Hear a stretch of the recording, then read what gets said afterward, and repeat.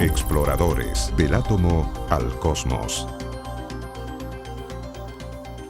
¿Qué tal? ¿Cómo les va? Comenzamos este nuevo capítulo de Exploradores del átomo al cosmos. Como cada semana aquí en Canal 24 Horas, en 24horas.cl y todas nuestras plataformas, revisando la ciencia, la tecnología, la innovación y el conocimiento hecho en Chile para Chile y el mundo.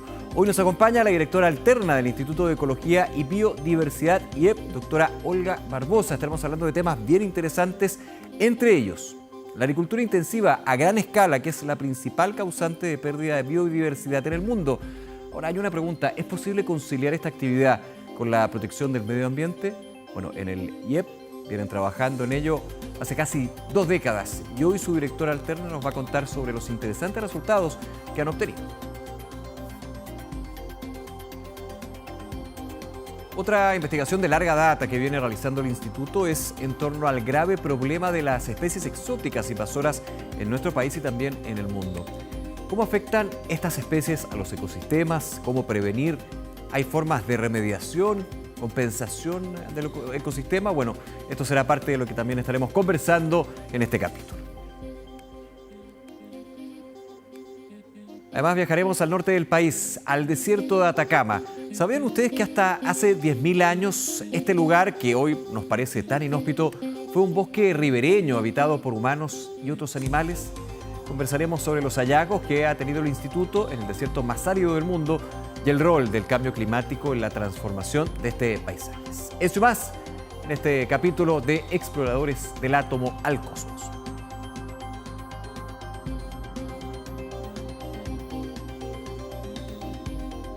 La agricultura deja grandes huellas en el planeta y su biodiversidad, pero investigaciones realizadas por el IEB dan luces sobre cómo esta actividad tan relevante para Chile puede relacionarse y hasta beneficiarse del ecosistema que la rodea. La revisamos en la primera nota, luego profundizaremos en este tema. La agricultura cumple un rol fundamental en la seguridad alimentaria. Sin embargo, su producción intensiva es la principal responsable de la pérdida de la biodiversidad en el mundo. ¿Se puede producir alimentos y disminuir el impacto en el medio ambiente?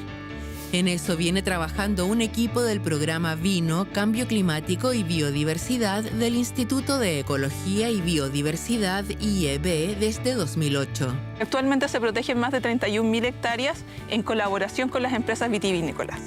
También estas prácticas han incorporado dentro de su gestión agrícola la conservación mediante prácticas que implementan hoy como las cajas para especies rapaces e especies insectívoras que aportan el control biológico, también la protección de corredores biológicos. En el contexto de los principales resultados o de las conclusiones que tenemos es la importancia de la ciencia a largo plazo. Estos 17 años nos han permitido trabajar en colaboración y co-desarrollar preguntas donde los resultados de estas investigaciones las empresas las pueden aplicar y replicar en otros sectores. Este conocimiento les ha permitido identificar y aplicar prácticas en la agricultura basadas en la naturaleza, por ejemplo, en el control de plagas, la polinización y la nutrición.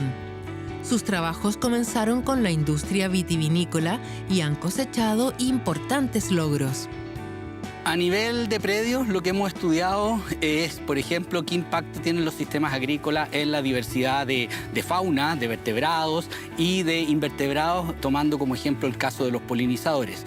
Y lo que hemos hecho es evaluar distintos contextos del paisaje y distintos manejos y las consecuencias que tienen eso en la pérdida de biodiversidad y, por el contrario, qué cosas de manejo benefician a estos grupos de especies.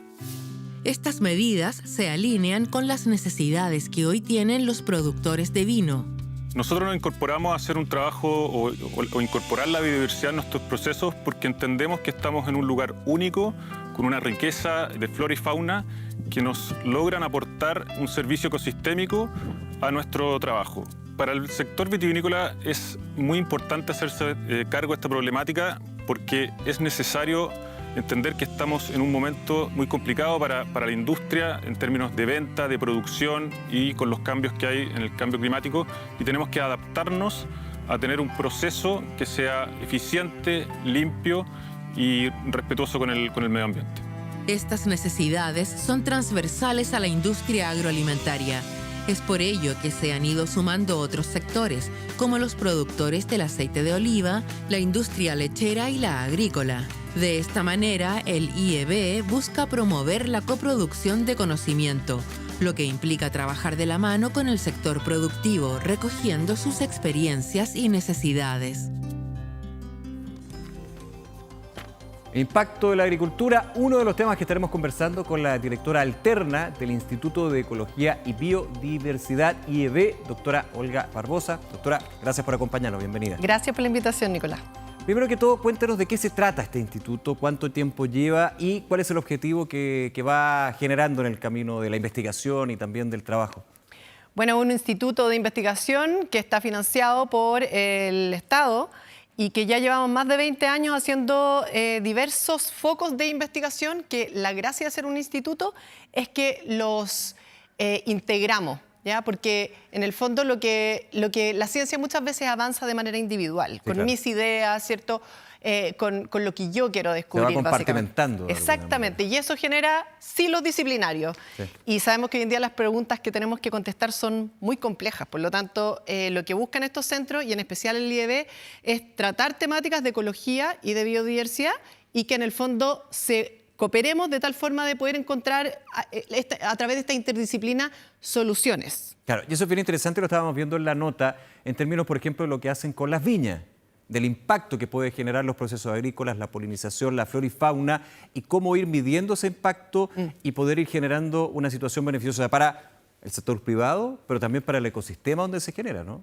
Sí, si te fijas, en el fondo, ese programa en particular del cual yo he sido parte por más de 20 años, tiene varias características. Y la primera, y yo diría más innovadora, tiene que ver con enfrentar el problema que nos dicen o que escuchamos siempre, que en el fondo uno no puede producir sin destruir la naturaleza. Que no son compatibles, ¿cierto? Ahora, nos podemos quedar eternamente en ese paradigma y no resolver nada. Y sabemos cómo termina. Exactamente.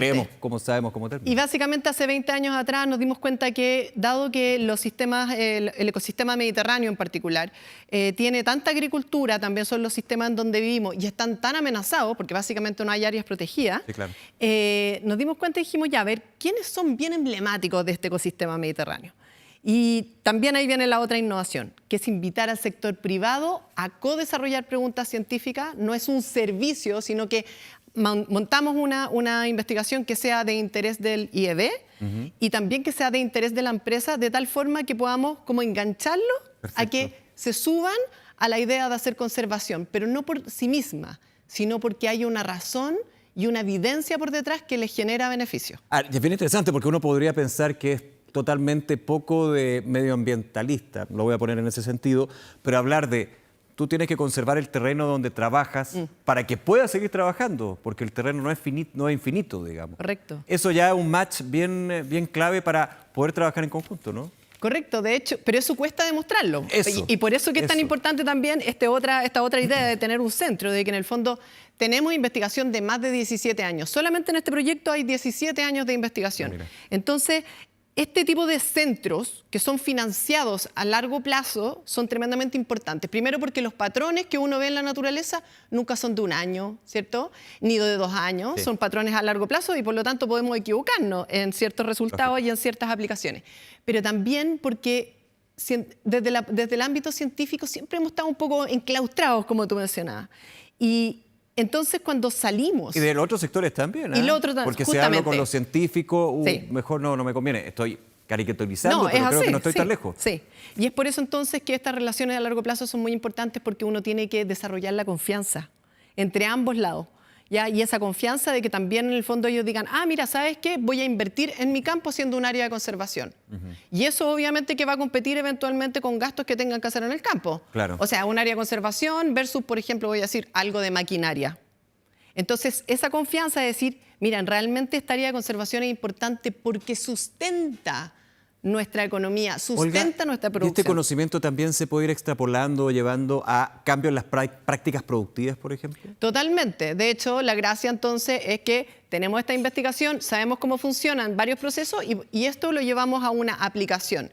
y encontramos soluciones. Las que nosotros llamamos y vamos a estar discutiendo se llaman soluciones basadas en la naturaleza. Vamos a estar hablando justamente sobre eso. Los invito, Olga, también a ver en la siguiente nota. Hablaremos sobre, y seguimos hablando sobre biodiversidad y cuidado de la naturaleza.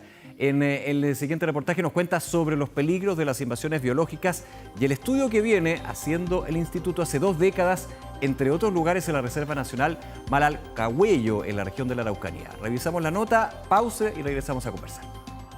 La Reserva Nacional Malalcahuello, ubicada en la región de la Araucanía, forma parte de la Reserva de Biosfera Araucarias. Sin embargo, pese al estado de protección en el que se encuentra, hace más de 2 décadas que científicos del Laboratorio de Invasiones Biológicas del Instituto de Ecología y Biodiversidad y la Universidad de Concepción vienen constatando que el bosque nativo se encuentra invadido por una especie exótica, conocida como pino contorta, originario de Norteamérica. Principalmente está asociado a que presenta una semilla mucho más pequeña a diferencia de la otra especie, lo cual le permite dispersarse a través del viento. Además tiene características intrínsecas que les permite resistir, ¿cierto?, una amplia variedad de condiciones climáticas. ¿Ya? Por lo tanto, su establecimiento no se ve mermado por bajas temperaturas que predominan en esta zona. Y lo otro es que tiene un crecimiento muy rápido, a diferencia de las especies nativas que hay en este ecosistema. Además, produce una cantidad de numerosos conos a una edad temprana. Es por estas características que su presencia se ha extendido por 200 hectáreas de bosque nativo, generando importantes consecuencias en la biodiversidad. Genera que produzca sombras a las especies nativas, lo cual merma, ¿cierto?, la capacidad fotosintética de estas especies, y lo que ha generado que a través del tiempo, obviamente, se produzca una disminución de la riqueza de las especies nativas de esta zona.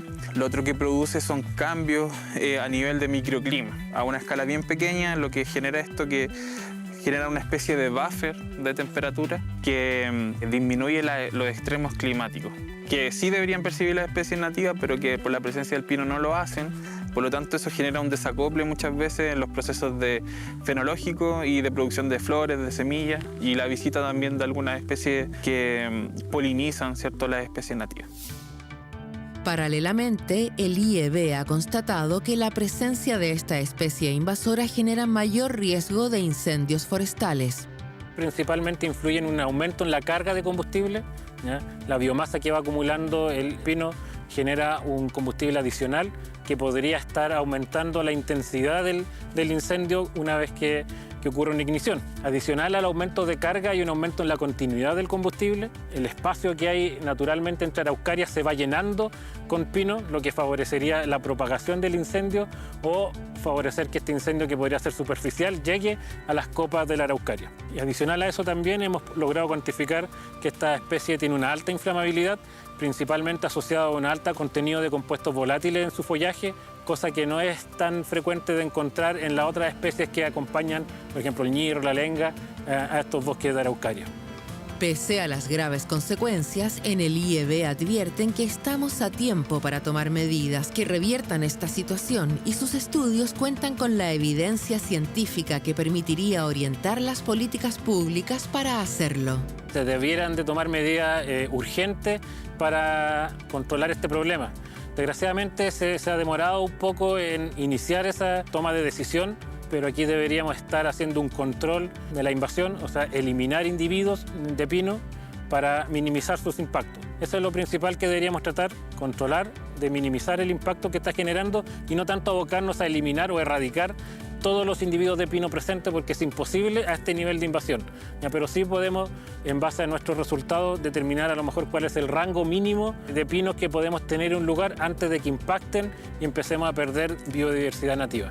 Esta investigación es un ejemplo del trabajo desarrollado por el Laboratorio de Invasiones Biológicas y el Instituto de Ecología y Biodiversidad a lo largo de Chile, para entender los impactos de las especies invasoras y minimizar sus impactos sobre nuestra biodiversidad y la calidad de vida de las personas.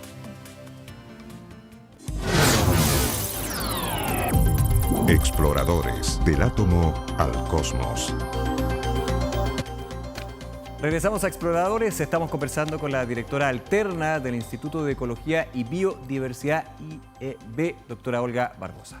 Doctora, lo veíamos en la nota, claro, y yo lo comentaba fuera de cámara, uno desde fuera de esta investigación, de la ciencia, diría, pero ¿cómo el pino puede tener un efecto negativo? O sea, es parte de la naturaleza, parte del ecosistema tan característico de Chile, y ahí vemos que efectivamente hay que medir ese impacto y hacer medidas de compensación. ¿Cómo ha sido la investigación en eso? Bueno, los pinos y otras especies que son exóticas e invasoras, Sí. en el fondo no tienen ni una maldad por detrás. Fuimos nosotros los que las movimos trajimos. y las instalamos en otros lugares. Claro. ¿Ya? Así que eso es bien importante porque en el fondo no le podemos echar la culpa a la especie. Y aquí a mí me gusta mucho justamente cómo abordan mis colegas este tema de las invasiones biológicas y donde lo pudimos ver en Malalcahuello. Porque, claro, uno usualmente entiende que, por ejemplo, una especie exótica va a desplazar a otra. Es decir, imagínate, yo me instalo acá, me reproduzco mucho, por lo tanto no te dejo espacio a ti. Perfecto. ¿Ya? O yo puedo desarrollar una relación de depredación. Por ejemplo, yo me alimento de otra especie, pero no tengo a su vez a alguien que me compita o que se alimente de mí misma. Por lo tanto, también de vuelta, me reproduzco mucho, etc. Voy rompiendo el equilibrio que existe en cada zona. Esto no es una cosa homogénea. Correcto, y en el fondo hay un ajuste entre todas sus piezas. Y a mí me gusta, como decía, encuentro que es súper interesante también lo que vimos acá, que además no solo están esos mecanismos, sino que imagínate lo que están mostrando es que el solo hecho de que tienes ahora una especie de árbol en un espacio donde estaban las araucarias y no tenían nada más a ese nivel, hacen que, por ejemplo, cuando ocurre un incendio, se queme el follaje de la araucaria, cosa que antes los incendios pasaban. Perfecto. ¿Cierto?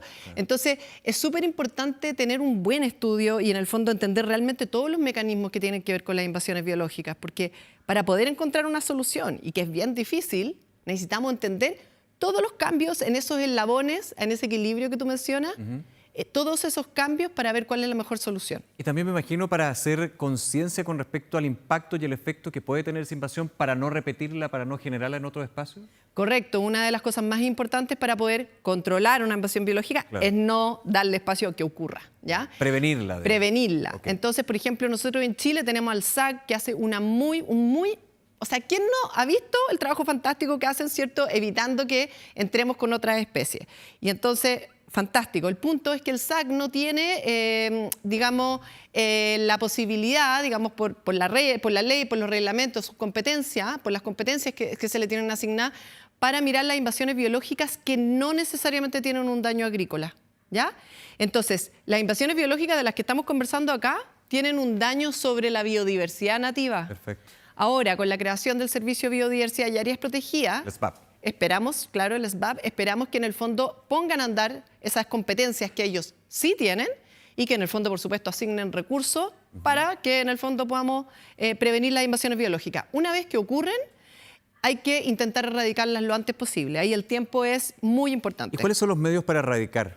Esto no es llegar y cortar o quemar, me estoy poniendo en lo extremo, Sí. digamos, pero no es así, no debe ser así. Bueno, O mira, eventualmente sí, no sé. la verdad es que, por ejemplo, en especies como el Ulex, ya el espinillo que se le llama, que hay bastante en el sur y que sus mayores efectos tienen que ver, ¿cierto? Es como un espino bien duro, no un espino como la Acacia caverns, que cierto es un arbolito, no, esto es como un matorral gigantesco, muy duro, muy espinudo, con flores amarillas, y una de las cosas que genera es el cambio en el régimen de fuego. O sea, imagínate, hace que en el fondo es muy flamable y hace que en el fondo el fuego se mantenga por ahí por más tiempo.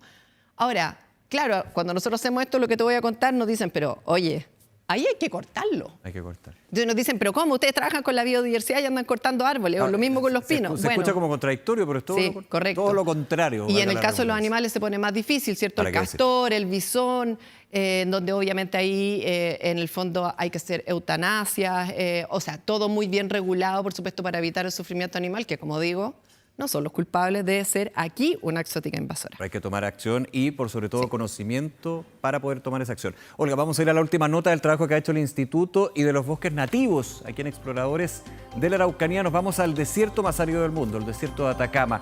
Los hallazgos realizados por el IEB dan muestra que no siempre fue así. La siguiente nota nos muestra sobre este tema y lo conversamos a regreso. Hoy, la crisis climática es una de las principales amenazas a la biodiversidad. Se estima que 1 millón de especies están en peligro de desaparecer por los efectos del cambio del clima, la transformación de hábitats y la sobreexplotación de recursos. Pero el clima de la Tierra ha experimentado muchos cambios a lo largo de su historia. Una de las cosas que ocurre es que en el pasado han habido periodos donde lo que nosotros llamamos el invierno altiplánico, ¿cierto?, se intensifica sobre la cordillera de los Andes y eso permite un incremento de precipitaciones, aumenta las lluvias en la zona precordillerana y también todo eso recarga las napas, lo que permite que afloren, ¿cierto?, en las zonas de desierto, creando una serie de oasis que sirven como lugares de migración para fauna y flora.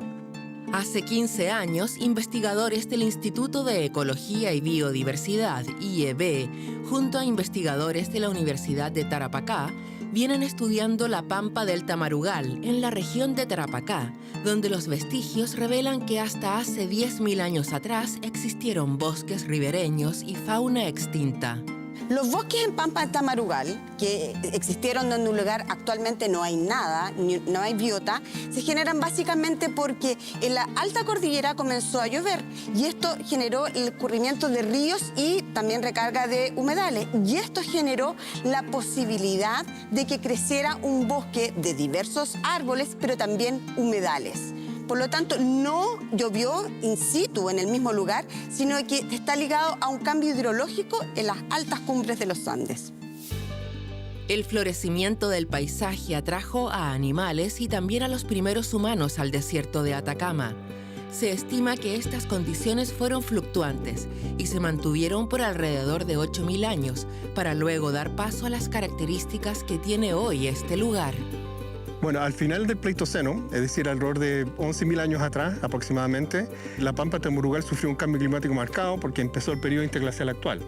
Y en ese comienzo del periodo interglacial, ¿cierto?, las precipitaciones bajaron, las napas disminuyeron y toda la escorrentía superficial básicamente dejó de ocurrir. Y eso significó la muerte de todos estos ecosistemas que habían en todas estas zonas de Salar de Llamara, ¿cierto?, a los pies de la cordillera y de la Sierra Moreno. Entonces lo que hoy día vemos es un vestigio de ese paisaje, que probablemente es muy posible que incluso se haya incendiado al final del Pleistoceno.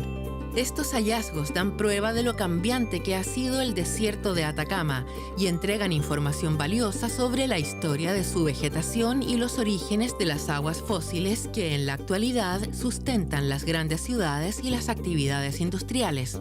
Uno de los aprendizajes que uno tiene cuando mira hacia el pasado es que el pasado es también la llave del futuro. Esto ver de que las sociedades humanas se habitan lugares que actualmente son inhóspitos, uno puede sacar conclusiones sobre la capacidad de adaptación y resiliencia que tienen las sociedades y también sobre los servicios ecosistémicos, cómo hay un link muy íntimo entre la biodiversidad, los servicios ecosistémicos que estos prestan y la dinámica de las sociedades. Las bellezas del norte que veíamos también, Olga, pero también entendiendo que hay una historia antes que nosotros, y nuestros padres, nuestros abuelos, y cómo un lugar cambió tanto, y cómo se va adaptando también no solamente el ser humano, sino todo el ecosistema. Antes del ecosistema nosotros llegamos al final, digamos. Sí, qué importante esa reflexión, porque alguien pensaría que nosotros estamos mirando solamente bichitos, especies, etcétera, y estamos mirándolo en el antes y en el después. Pero como bien dijo Ken al final, es porque en el fondo es la llave del futuro, el pasado, y porque en el fondo nosotros como seres humanos estamos en el centro de esto generando cambios para bien o para mal, ¿ya? Una de las cosas más interesantes, o sea, yo diría que hay dos cosas que son importantes en este tipo de investigaciones, más allá de lo maravilloso que es. Una tiene que ver con entender el cambio climático, ¿cierto? Porque en el pasado los climas fueron de otra forma. Pensemos que durante el periodo de la desglaciación, es decir, cuando se derritieron todos los hielos, de estos hielos gigantescos, una de las cosas que sucedió, como todos podemos imaginar, ¿no? Subió muchos metros el nivel del mar.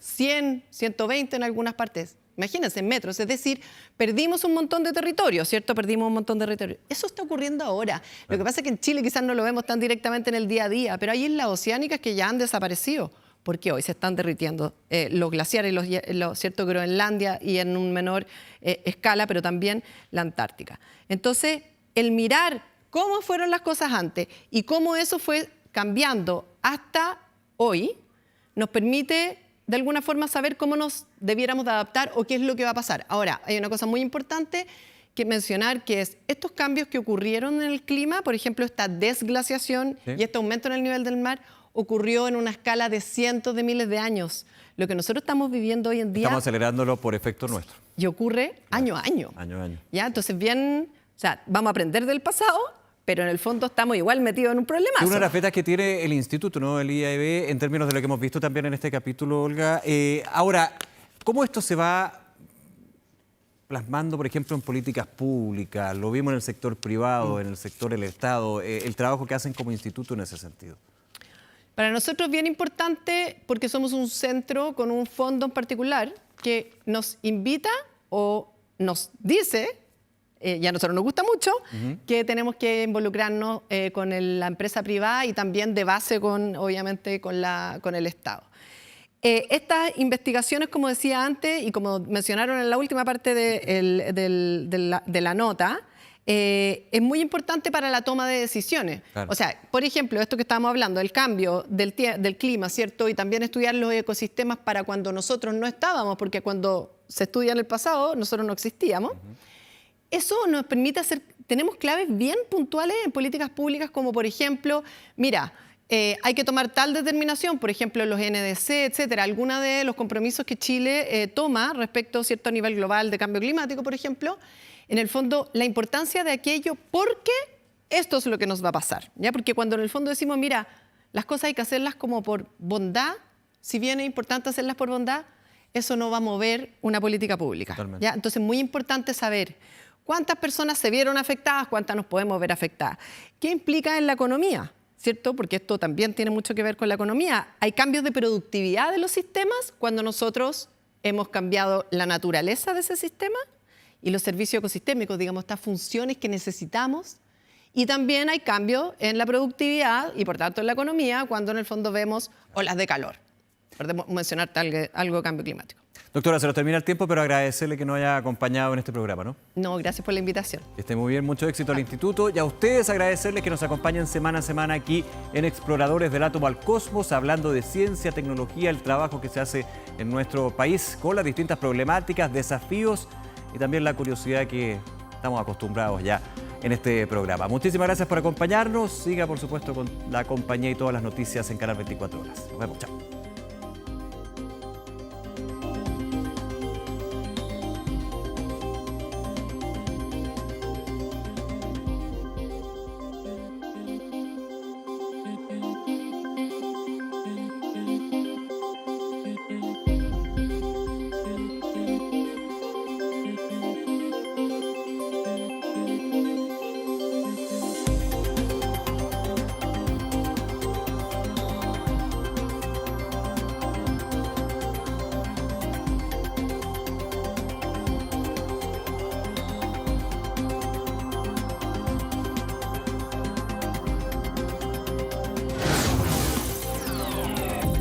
Exploradores del átomo al cosmos.